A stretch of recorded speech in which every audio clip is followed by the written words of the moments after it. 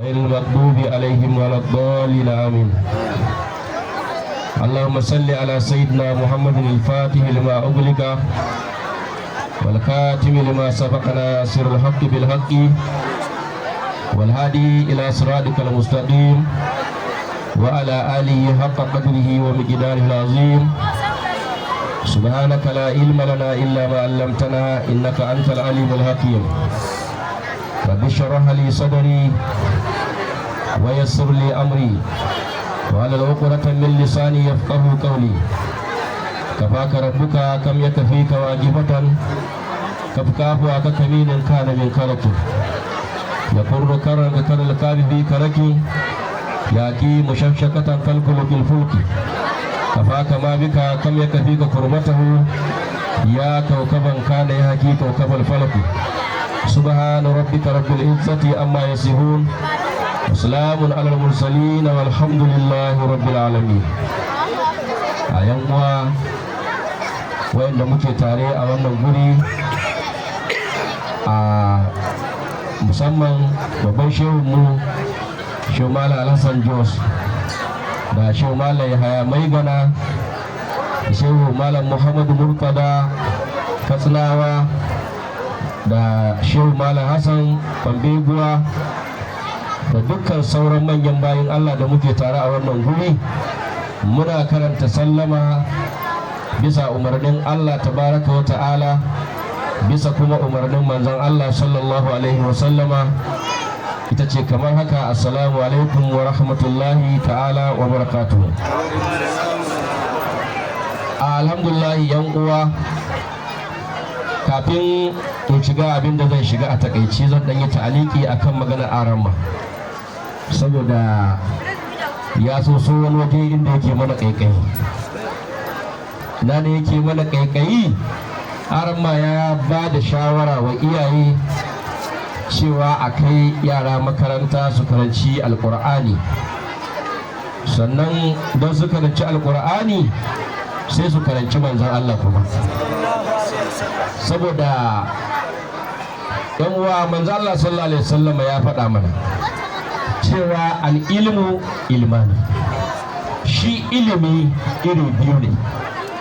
Akwai ilimin alal lisan, akwai ilimin da yake na harshe, ma'ana wanda shine ilimin shari'a kenan, wanda ido zai gani, hannu zai taba, baki ya faɗa, shari'a kenan. Akwai kuma ilimi na baɗini, shi kuma ilimin baɗinin nan to shine fa ake magana soyayya. Ita soyayya aba ce wacce ta fi ƙarfin hankalin dan adam, sai hankalin dan adam ya tafi tukuna an kashe nafsu sannan ake samun soyayya. Kuma soyayyan nan ita ce ƙwayar addini. Duk wanda ya rasa soyayya, soyayyar wa ake nufi ne? Soyayyar manzon Allah. A hadisi manzon Allah sallallahu alaihi wasallam, hadisi na wani ba an sare karshen hadisin mai manzon Allah ya faɗa sai da ya maimaita har sau biyu. Yace la imana liman la mahabbata lahu, ala la imana liman la mahabbata lahu. Annabi sallallahu alaihi wasallam yace babu imani ga dukkan mutumin da bai da soyayya. Wai soyayyar Allah ko soyayyar annabi? Soyayyar manzon Allah. Matukar aka rasa ta a zuciyar bawa to ba shi da imani. Idan babu imani, akwai sharaɗin karanta Qur'ani? Babu. Akwai sharaɗin zuwa masallaci? Babu imani, to ina sharaɗin yin aikin ibada? Fashe yan uwa, sai mu koma ko mu ɗauko hadisin manzon Allah sallallahu alaihi wasallam. Duk da wasu malamai sukan ci hadisin yana da rauni, mu yana da ƙarfi a wajen mu. Manzon Allah sallallahu alaihi wasallam ya ce mana addibu auladukum ala salasi fisalin, mu ladabtar da 'ya'yanmu, mu tarbiyyantar da su akan abubuwa guda uku, ɗabi'u guda uku. Menene manzo Allah ya lissafa mana? Da ya tashi lissafa mana bai fara kawo Qur'ani ba, saboda idan ba a samu soyayyar ubangidan Qur'ani ba, wanda shi annabi sallallahu alaihi wasallama malamu shi Ibrahim yana cewa shi annabi sallallahu alaihi wasallam, bari ku je sai lissafa abu. Shehu ya ce shi alqur'ani karimun min karimin ila karimin. Alqur'ani mai girma ne shi kanshi alqur'ani, daga mai girma Allah ta'ala zuwa ga mai girma annabi Muhammadu. Kuna ganewa? To sai manzo Allah a hadisin sai bai fara lissafa Qur'ani ba, saboda me sayar manzo Allah ita take haske zuciya. Idan zuciya ta hasku ta samu son annabi, to kowane abu na alkhairi in yazo sai ya shigo ciki, sai ya samu wajen zama. Amma idan zuciya bata samu soyayyar manzon Allah ba, alkhairai da dama za su iya shigowa cikin ta su fice, ba su samu wurin zama ba, saboda me babu manzon Allah a ciki. Annabi sallallahu alaihi wasallama shi da alkhairin da yafi kowane alkhairi zama alkhairi. Shine babbar kyautar da Allah ta'ala ya yi mana mu al'ummar musulmi da ma al'ummar duniya waɗanda ba musulmi ma baki daya. Domin shi annabi sallallahu alaihi wasallama a haƙinsa sai Allah ta'ala sai ya ce mana wa ma arsalnaka illa rahmatan lil alamin, ya ce ba lil muslimina ba ko lil mu'minina. Wa ma arsalnaka illa rahmatan lil alamin. Duka wani abin da ba Allah bane sunan abin alam. In dai ba Allah bane abin sunan shi alam. To rahamaniyar manzo Allah ya ce wa rahamati wasi'at kulli shay. Rahamata ta yalwaci dukkan komai. To saboda haka yanwa manzo Allah sallallahu alaihi wasallam a wannan hadisi sai ya ce mana hubbu nabiyukum, abin da ya fara kawo mana kenan, hubbu nabiyukum, ku fara koya wa ƴaƴanku soyayyar annabinku. Daga nan sai ya kawo Qur'ani? A bai kawo Qur'ani ba, ai da sauran soyayya. Saboda manzo Allah ya nuna Imam Hassan, Imam Hussein a gaban su Sayyidina Abubakar, manyan sadatu na manyan sahabban manzo Allah, yace man ahabbani fa ahabbahuma. Duk wanda ya so ne ya so su. Sannan ya faɗa a wani lafazin daban, yace Fadimatu bid'atun minni yuziha ma yuzini, man agdabaha agdabani. Manzo Allah ce Fadimatu yanki ne daga cikin tsokar jikina ni annabi.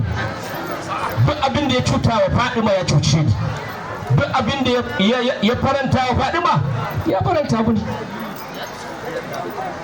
To sai manzo Allah ya kawo wayannan bayin Allah masu daraja, wanda yake yau a zamanin da muke ciki a yau na gurɓacewar lamari, banda akwai irin su a doron ƙasa ba, irin jinin manzo Allah banda akwai irin su a doron ƙasa ba, wallahi da yanzu Allah ya gama da komai. To me za a yi da mu? Duk wani abin da ya shafi rashin arziki na rashin mutunci da bayi za su yi Allah, babu abin da bayi ba su yi Allah ba, wanda zai iya kusa ta Allah har ya fushi. To amma idan Allah ya duba akwai jinin manzon Allah, sai ya mana afuwa, saboda Allah ya ce wa ma kana Allahu mu'azzibahum wa anta fihim wa ma kana Allahu mu'azzibahum wa hum yastaghfirun. To sai manzo Allah sallallahu alaihi wasallam sai ya kawo mana, ya ce wa hubbu ahli baitihi, sannan ku koya wa ƴaƴanku soyayyar iyalan gidan manzon Allah. Iyalan gidan manzo Allah nan Ali Ali, Ali Aqilu, Ali Jafar, Ali Abbas, wannan su ne iyalan gidan manzon Allah. Sannan akwai sharifan, akwai wanda yake ƙurabi, wanda kusantakar manzon Allah takan iya maida shi sharifi. Akwai kuma sharifi da mi, misali Salman al-Faris, ta ina dangantaka ta danganta da annabi? Babu. To me hada shi ya zama sharifi? Kusantakar manzon Allah yake, sai annabi saboda son shi da manzon Allah. A Maulana Shehu yana gaya mana irin su da Salmanu yawa manzon Allah, yace wata ka Salmanu bi shauqi habibina, an yanta Salmanul Farisi da shauƙin kauna da yake wa manzon Allah, ba fa da hubbu ba. Kun ga Shehu Ibrahim bai ce bi hubbi nabiyina ba, a'a yace bi shauqi habibina, saboda shi ita hubbu makami ne na kowa da kowa nan soyayya ta makami, karamin makami ne a soyayya. Sai ce to bi shauqi habibina, an yanta Salmanul Farisi da shauƙin kauna da yake wa manzon Allah. ita shauku tana gaban hubbu, ita ma kuma hubbu a shaukun an taba za a yi gaba, kamar da shi ya kawo su a diwani duka. Sai da haka sai manzo Allah ya ce mu koya wa ƴaƴanmu soyayyar iyalan gidansa. Shin yanzu anan tambayar da zamu yi junan mu duka gaba ɗaya yan uwa, mukan baro shirin da annabi ya shirya mana sai mu ɗauki shirin mu muna ganin shirin mu shine shiri. Shi za kuke ganin muna ta tafiya kamar kuma muna komawa baya. Tafiya ake amma yaga ai kaman bayan ba ake, kuma gashi an tafi kuma ana baya. A misali a da kaman a nan area mu gaba daya za ta iya yawa ka samu duka mauludin da ake bai wuce 1 zuwa 2 ba, amma da wannan din an samu cikakkiyar soyayyar manzon Allah sallallahu alaihi wa sallam. To amma me yasa yanzu ana ta maulidan amma soyayya ta ƙi samuwa, sai dai ya soyayyar annabi ta baki? Me yasa? Layin da annabi ya bari ne ba hau ba. Annabi ya ce mu koya wa ƴaƴan mu son shi, to mu tambayi junan mu dukan mu akwai magidanta ana. Dalla wani ya bamu ya yake koya wa ƴaƴansa son annabi. Idan ina son in koya wa ƴaƴana son annabi, ɗan uwa, idan gari ya waye suka zo suka gaishe ni kawai sai in ce musu kai ku so annabi, ya zan musu?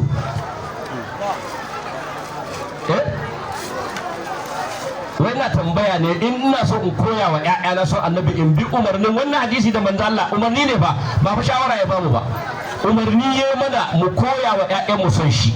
To ina so in koya wa ƴaƴana son annabi sai in ce musu kai ƴaƴana ku so annabi, kai ƴaƴana ku so annabi. Dan Allah zan so annabi? Na'am? To sai in ce kai ƴaƴana ku so iyalan annabi, kai ƴaƴana ku so iyalan annabi. Dan Allah zan so annabi?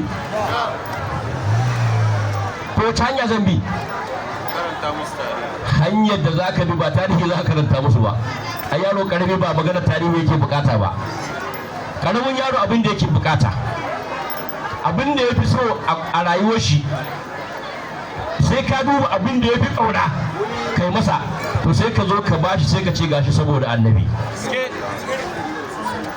Lokacin ƙaramar sallah idan kai ɗinkin kakka bashi ka ce ga ɗinkin sallah, ka ce mushi wane ga ɗinkin da na yi maka saboda annabi, ba saboda ƙaramar sallah ba, don ƙaramar sallah ba ta kai annabi ba. Idan kai mushi ɗinkin babban sallah in ka tashi bashi ka ce wane gashi saboda annabi ba saboda babban sallah ba, don ba ta kai annabi ba. Idan kasuwa ka tafi kai tsaraba abinda za ka bashi kar ka bashi ka ce gashi kawai, a'a gashi na sayo maka a kasuwa saboda annabi, ga takalmi na sayo maka saboda annabi, komai za ka yi mai ka rika ce mai saboda annabi. Da Allah zai ji son annabi a zuciyar shi ko ba zai ji ba? Zai ji son manzon Allah. Idan ya ji son annabi wata rana kuna zaune zai ce maka wai baba wai shi annabin nan a ina yake ne? To nan ne aka zo wajen tarihi kuma yanzu sai a karatu, tunda har ya kai ya tambaye ya gane muhimmancin manzon Allah. Dinkin sallah dan annabi, dinkin karamar sallah dan annabi, dinkin babbar sallah dan annabi, komai za ka yi mai dan annabi kake mai. To kaga ya gane annabin ne da daraja, komai ashe ma dan shi ake mai, kamar yadda komai ma ai dan annabi Allah yake mana. To saboda haka yan uwa, a wannan hadisi karshen hadisin mai manzo Allah ya faɗa a ƙarshen hadisin sai annabi ya ce to wa qira'atul qur'ani ko kuma tilawatul qur'an. Bayan ka koya ƴaƴanka son annabi, ka koya musu son iyalan gidan manzon Allah, sannan sai ka koya musu karatun qur'ani, sannan qur'anin sai ya samu wajen shiga, sai ya samu wajen zama. Amma ƴan uwa mu yanzu a haka muke? A haka muke ƴan uwa? Idan mu a yanzu idan aka haifa maka ɗa, idan manomi ne kai ne za ka nuna masa fatanya mana, burin kada an samu namiji kawai to sai ka ce an samu abokin zuwa gona. in makiyayi ne kai an samu makiyayi wanda zai taya ka kiwo, idan dan kasuwa ne kai an samu wanda zai taya ka kasuwanci, za ka samu mai taimaka maka a kasuwa. In an yi sa'a ne ba sai ya tashi ya kamar shekara 10 haka ko sama da haka ba, sai ka ce to a kai shi makarantar allo. Bai tashi da son annabi ba, bai tashi da son iyalan gidan annabi ba, sai ya kai shi ya karatun Qur'ani. A Qur'anin zai gano girman manzo Allah? Wallahi ba zai gano girman annabi ba. Ba zai gano girman annabi ba, saboda kila Qur'anin gundarin bakin zai karanta banda fassara alqur'anin.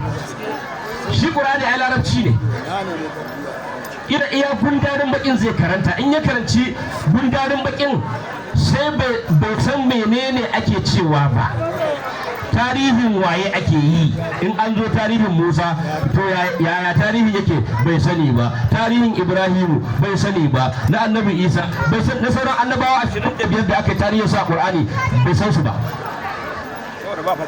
saboda babu translation, ba fasara. To me zai gane kenan?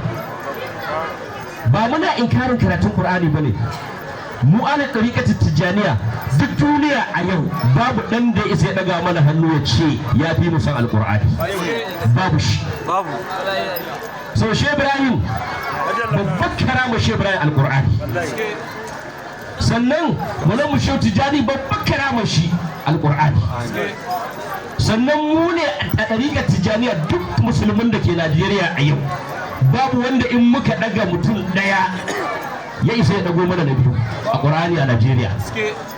Idan muka daga Maulana Shehu Dahiru radiyallahu anhu, babu mai yawan ƴaƴansa da jikoki mahaddata duk Najeriya, kai duk Afirka ma. To ashe mu ne kuke da Qur'ani, ba muna cewa a kar ai karatun Qur'ani ba, amma mu bi doron wannan hanyar da Annabi ya dora mu. In muka bi ta haka yaran mu sai su shirya, abinda ake so a samu sai a samu. Amma kada mu manta, manzo Allah ya faɗi wannan hadisi, yace rubbama qarul qur'ana yal'anhu. Ko annabi bai faɗa ba? Ya faɗa.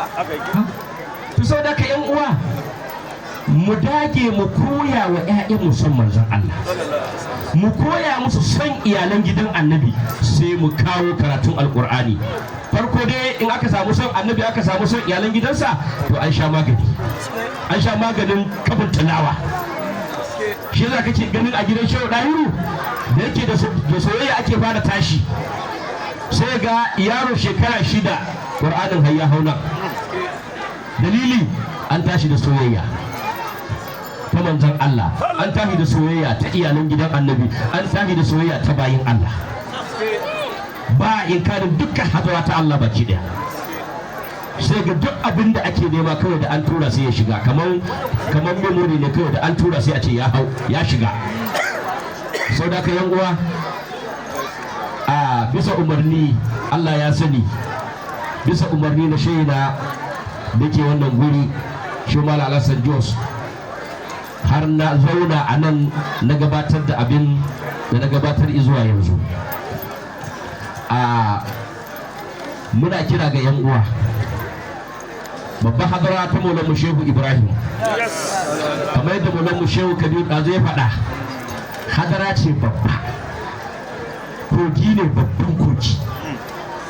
Idan kana gefe baka taba shiga ba, to karka kalli na ciki ka ce za ka rena su. Saboda me? Sai Shehu Ibrahim babban arziki ne. Maulana Shehu ya ce matsiyaci ba zai so shi ba. Ya ce halaftu yaminan innani la yuhibbuni siwa as'adun wal aksu biha li bughdiya. Shehu ce ina rantse muku da Allah, ni Shehu Ibrahim babu wanda zai so da sai mai arziki. Mai arzikin ma ba wai nan duniya ba, mai arzikin duniya da lahira baki daya.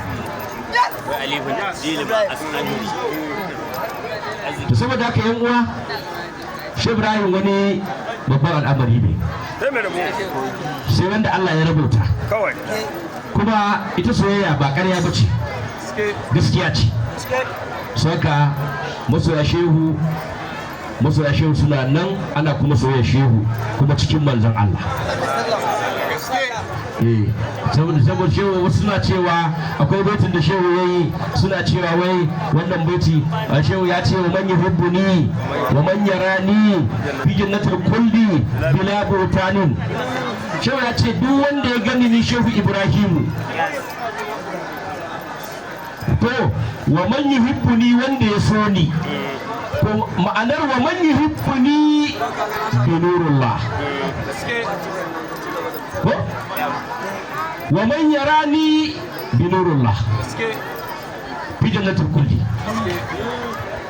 Duk wanda ya so ni da ya tayi so na sai ya so ni don Allah. Wanda ya tashi gani na sai bai ga Ibrahimu ba, zai tashi gani na sai ya shafe Ibrahimu, sai ya ga hakikanin Ibrahimu, yana cikin aljannar dawama.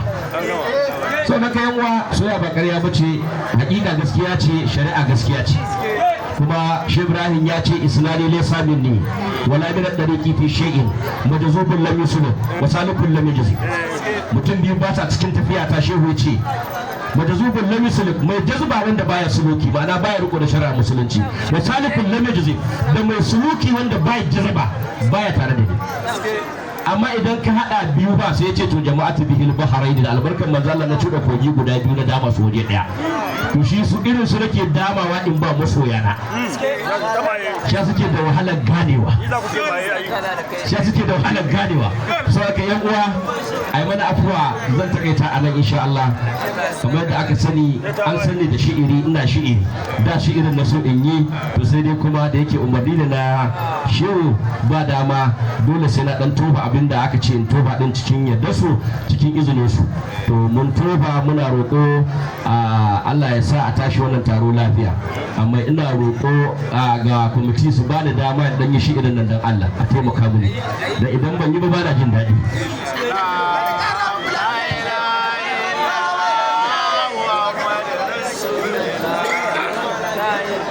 Aya Fadima yar gidan ba aiki na ya dauke. La ilaha illallah Muhammad